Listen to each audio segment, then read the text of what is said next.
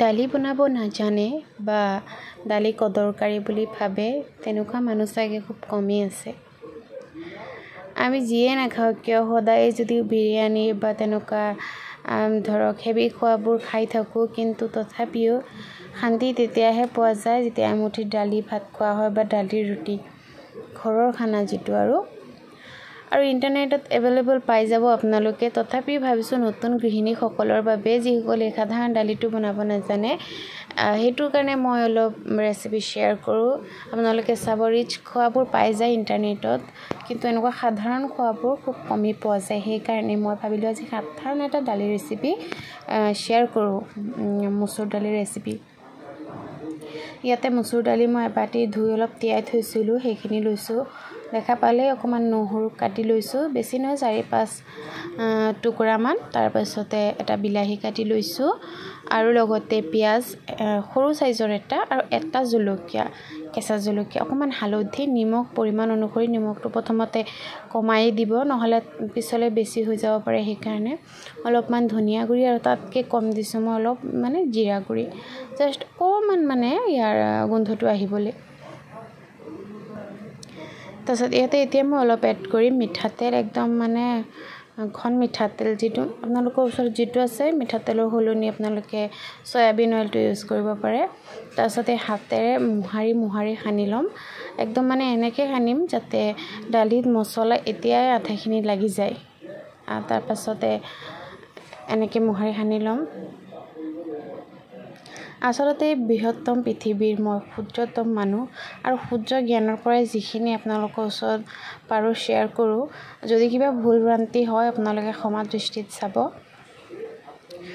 আৰু তাৰে পৰা কৈছোঁ, আপোনালোকে যাৰ এচিডিটি প্ৰব্লেম আছে, বিলাহীৰ যিটো গুটি থাকে সেই গুটিখিনি পেলাই যদি আপোনালোকে বিলাহীটো খায়, তেতিয়াহ'লে গেছৰ প্ৰব্লেমটো নহ'ব বুলি মই প্ৰমাণ পাইছোঁ, আৰু মই নিজেও চাইছোঁ আৰু বস্তুটো ফ'ল' কৰি, আৰু তাৰ পৰা আপোনালোকক শ্বেয়াৰ কৰা।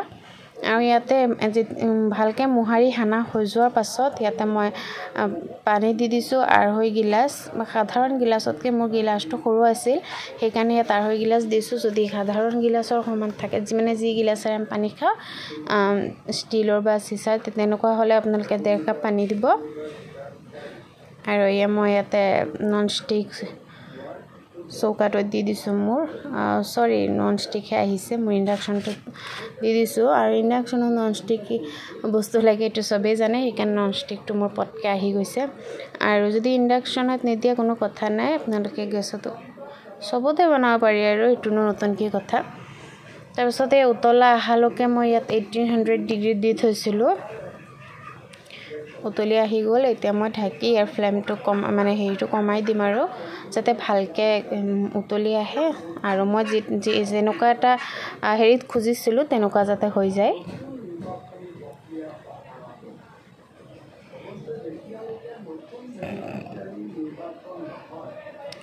দালি বনাব নজনা মানুহ চাগে কমেই আছে, মই আকৌ এবাৰ কৈছোঁ। তথাপি মোৰ এই সাধাৰণ ৰেচিপিটোত যদি ক'ৰবাতো আপোনালোকৰ মন চুই যায় বা কিবা এটা ভাল লাগে, তেনেহ'লে লাইক এটা কৰি দিব। আৰু কাৰণ আপোনালোকৰ এটা লাইক মোৰ ভিডিঅ'টো আন বহু লোকলৈ পঠিয়াবলৈ সাহাৰ্য কৰিব। আৰু যদি তাতকৈ অকণমান বেছি ভাল লাগে বুলি ভাবে, তেনেহ'লে ছাইডতে মোৰ ছাবস্ক্ৰাইব বাটনটো আছে, আপোনালোকে ক্লিক কৰি থ'ব পাৰে।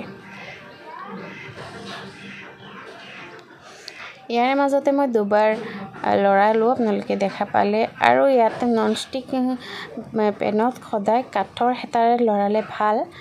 আকৌ কৈছোঁ, মোৰ ক্ষুদ্ৰ জ্ঞানৰ পৰা আপোনালোকৰ লগত শ্বেয়াৰ কৰিছোঁ, ভুল হ'লে ক্ষমা দৃষ্টিত চাব। আৰু এয়া প্ৰায় হৈ আহিছে মোৰ দালিখিনি। এতিয়া মই ঢালি ল'ম বাতি এটা, একদম সাধাৰণ প্ৰচেছত বনাইছোঁ, দেখা পালেই। নহৰু, পিঁয়াজ, বিলাহী, কেঁচা জলকীয়া, অলপমান হালধি গুড়ি, অলপমান জিৰা গুড়ি, অলপমান ধনিয়া গুড়ি, নিমখ সোৱাদ অনুসৰি, আৰু অলপ তেল, জাষ্ট এইখিনি, ইয়াতকৈ বেছি একো দিয়া নাই। একদম সাধাৰণ পদ্ধতিৰে বনাইছোঁ মই। আৰু নমোৱাৰ আগত এবাৰ নিমখটো চেক কৰি ল'ব, যদি লাগে আকৌ দি পেলাই তাৰপিছত নমাব। আগতে নিমখটো অলপ কমকৈ দিব, কাৰণ নিমখটো কম হ'লে লৈ খাব পাৰি, কথা নাই, কিন্তু বেছি হৈ গ'লে ইয়াৰ সোৱাদটোৱে নষ্ট হৈ যায়। তে দালিখিনি উলিয়াই লৈছোঁ আমাৰ ৰাইচাই খাই হৈ গ'ল এতিয়া মই আৰু হাজবেণ্ড খাম ভাবিছোঁ আগৰ দিনৰে বনোৱা আছে কিবা কিবি অকমান দালি এনেকৈ নতুন নহয় ভাবিছোঁ বনাওঁ অলপ পটাপট আৰু লগতে আপোনালোককো শ্বেয়াৰ কৰোঁ এনেকুৱা দালি বনোৱা হয় আগতো কিন্তু শ্বেয়াৰটো মোৰ কৰা খুব কমেই হৈছে চাগে বা হোৱাও নাই মোৰ মনত নাই তো এয়া তাৰপিছত লগে লগে এইটো ক্লিন কৰি লৈছোঁ আৰু এই যে বগা বগা দাগখিনি দেখিছে এইখিনি কিন্তু দাগ নহয় আচলতে পোহৰহে পৰিছে আজিলৈ ইয়াতে সামৰণি লগ পাম আন এটা ব্লগত